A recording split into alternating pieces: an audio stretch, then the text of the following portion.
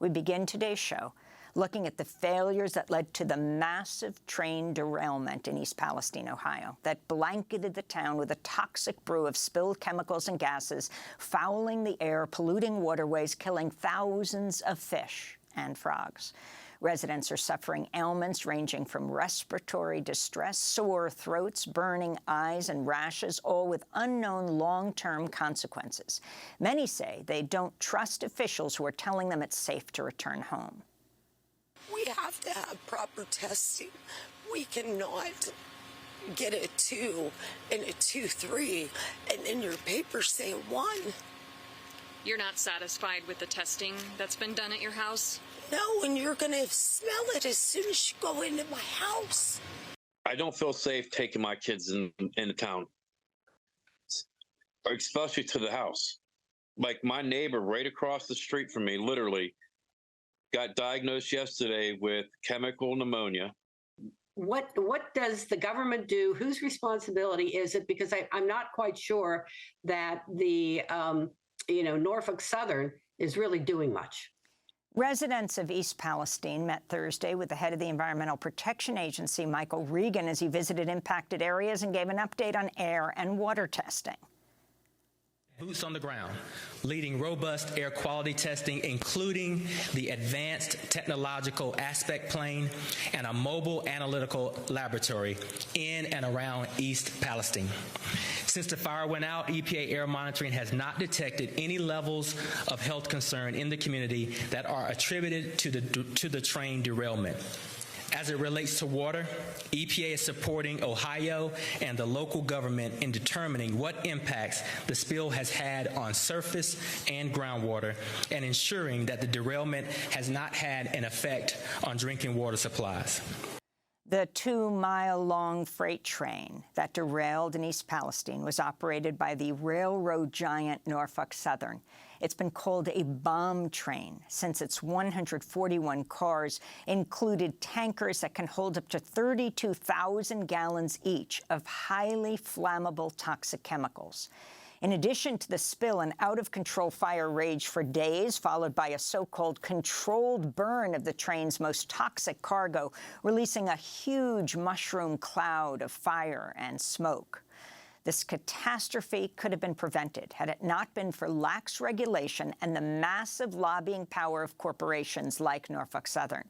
Secretary of Transportation Pete Buttigieg claimed in a tweet, "We're constrained by law on some areas of rail regulation, like the braking rule withdrawn by the Trump administration in 2018 because of a law passed by Congress in 2015. Meanwhile, critics say Buttigieg could use his existing rulemaking authority to expand the definition of a high-hazard flammable train to cover trains like the one in Ohio. This comes as the Biden administration is siding with Norfolk Southern in a case against a former rail worker now pending before the Supreme Court that could allow corporations to restrict where people, including the victims of the disaster in East Palestine, can file lawsuits against them. More than 12,000 trains carry hazardous materials across the United States each day, and on Thursday, another Norfolk Southern train carrying hazardous materials derailed outside of Detroit. For more, we're joined by Matthew Cunningham-Cook, researcher and writer for The Lever, who's part of a team following all of this very closely. Matthew, welcome back to Democracy Now!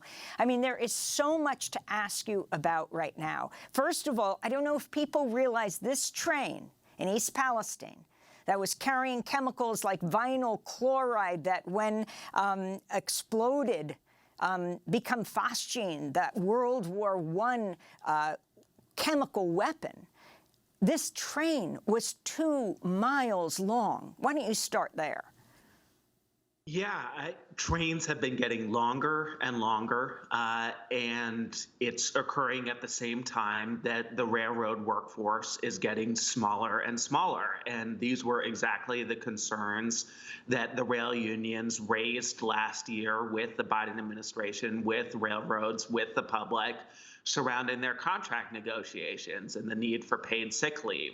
So that's the broader context. And then there's the fact that the industry was successful in reducing the scope of this high hazard flammable train definition. And they've been successful at resisting the widespread implementation of revolutionary new braking technology called electronically controlled pneumatic braking. Over 15 years old, the railroads initially championed these new brakes, but once they figured out the cost, even though it was only $3 billion, so that's less than 3% of the amount that the railroads have spent on stock buybacks in the last decade, they lobbied hard against any rules that would mandate their implementation. And that's a huge problem because right now railroads use 1868 technology from 1868 to brake trains, and it's basically a ricochet effect. So the engine brakes, and then the first car brakes, and then the second car brakes, and then the third car brakes, which means that the train doesn't all stop at the same time.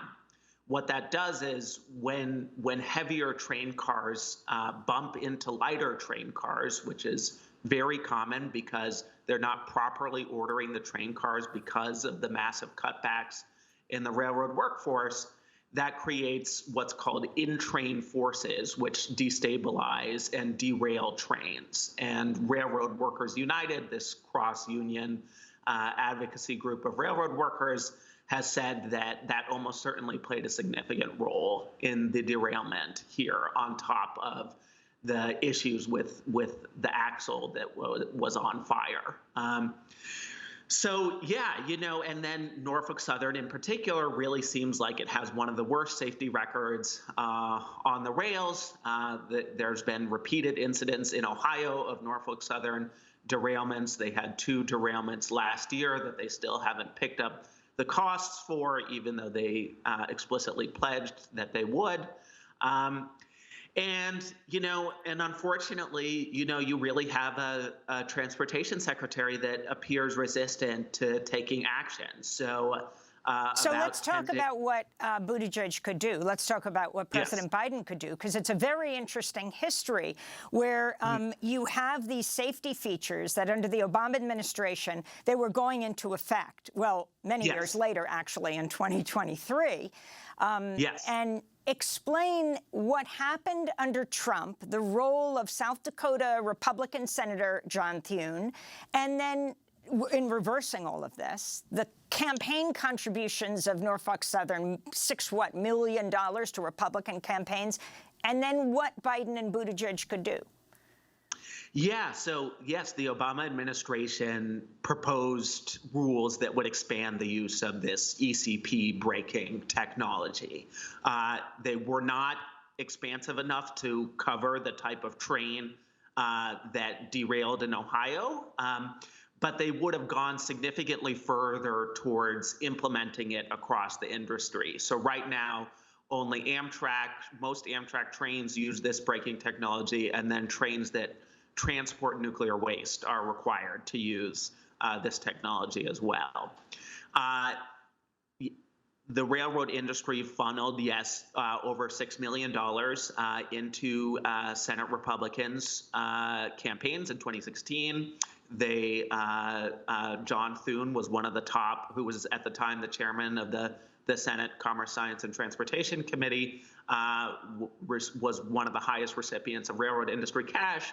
He opposed this rulemaking. The Trump administration under Elaine Chao, who was the Secretary of Transportation, who's the wife of Senate Republican leader Mitch McConnell, rolled back the Obama administration's very modest rules to expand this braking technology. And then once Biden and Buttigieg took office, even though rail unions, public safety advocates, environmental groups have advocated the expansion of rail safety rules, they have yet to take substantive action so far. So it's unfortunate, and it's unclear why exactly that's the case. And then Michael Regan, the EPA chief, going yesterday, 2 weeks after this catastrophe took place, to get an earful from residents. Now, we should say that was a day after the town hall meeting where Norfolk Southern refused to show up, saying they were afraid their own representatives would be in danger, to which many residents said, "You're concerned about them being in danger? What about us?" Yeah, I mean, I think that there's a real kind of question as to whether or not the EPA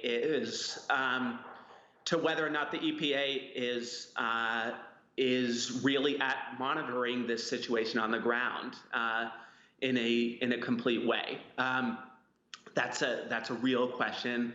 At this point, we know that the EPA really fell down on the job in a really significant way after 9/11. We know that the EPA didn't do the best that they could to protect residents in Flint. So yeah, if I was a resident of East Palestine, I would really have some real questions as to how effectively the EPA was protecting me at this point.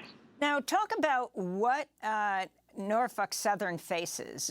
Years ago, a crash in North Carolina, I believe something like 9 people died.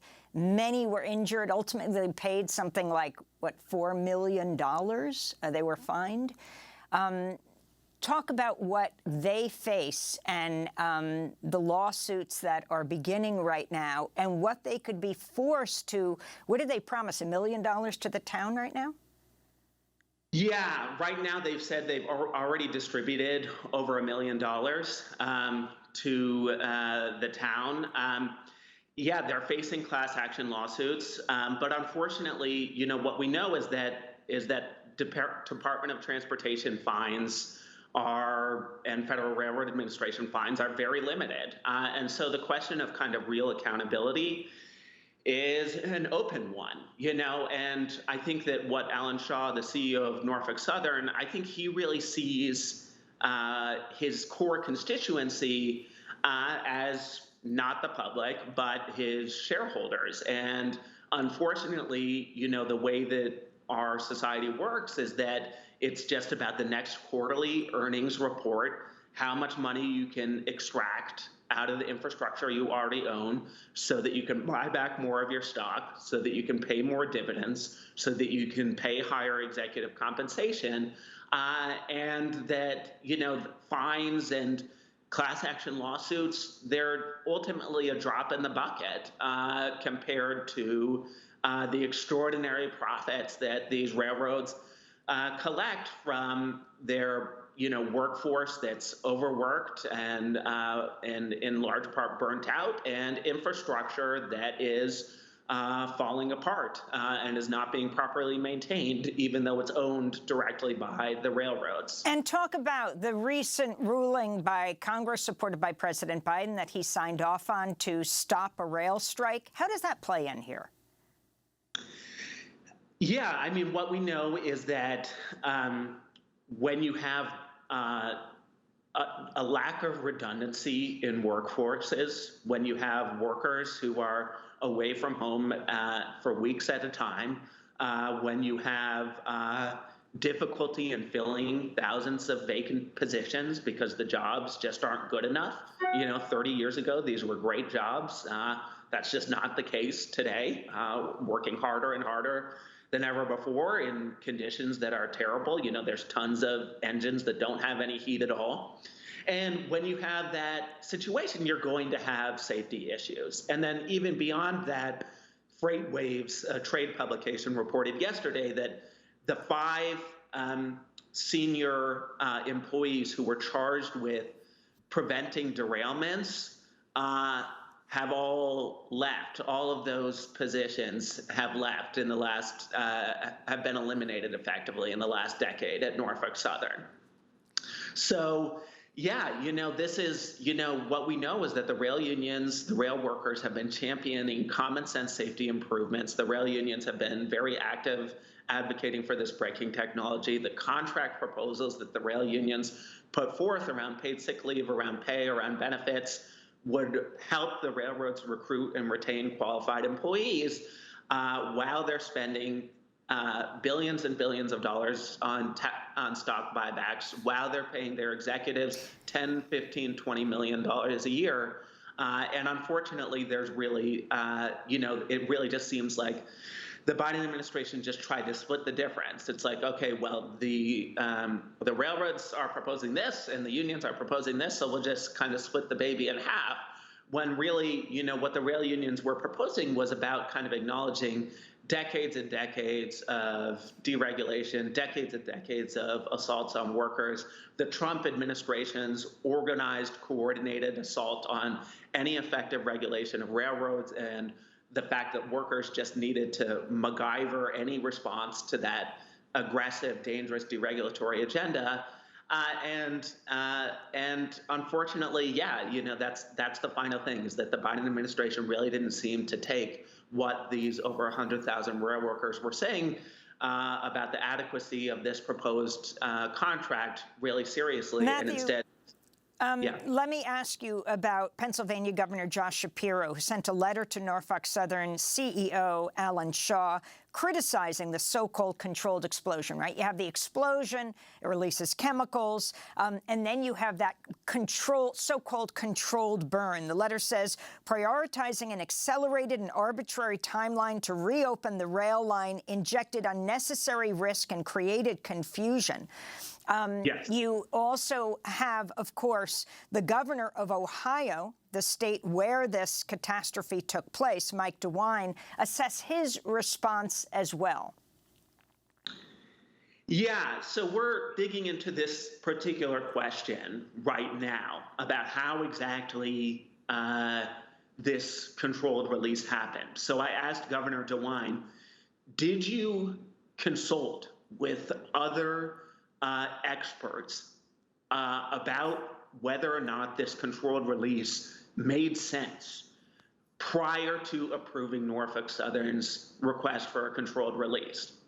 And his answer was, well, the Pentagon helped us with modeling. And then his administration has refused to answer any other questions from the lever about the controlled release. We're digging into it now. I think it's a very good question. I think Governor Shapiro is asking the right set of questions on this matter, and we're going to continue digging into it. What we do know is that, and we have an article that'll be coming out either today or Monday about this, that looks at the DeWine administration's response to this, looks at the DeWine administration's connections to Norfolk Southern, and we really hope that we're definitely going to continue down this path of looking into why exactly this controlled release happened, and which in and of itself is a propagandistic term. It was a massive chemical burn. It wasn't really a controlled release. And let's remember that they didn't even release, Norfolk Southern, what the chemicals were: carcinogenic benzene, vinyl chloride, that is phosgene was a chemical weapon in World War I. Yes. For more than a week after the derailment happened. What was it? Right in the middle of on the day of football. Yes. Yeah. Of the Super Bowl.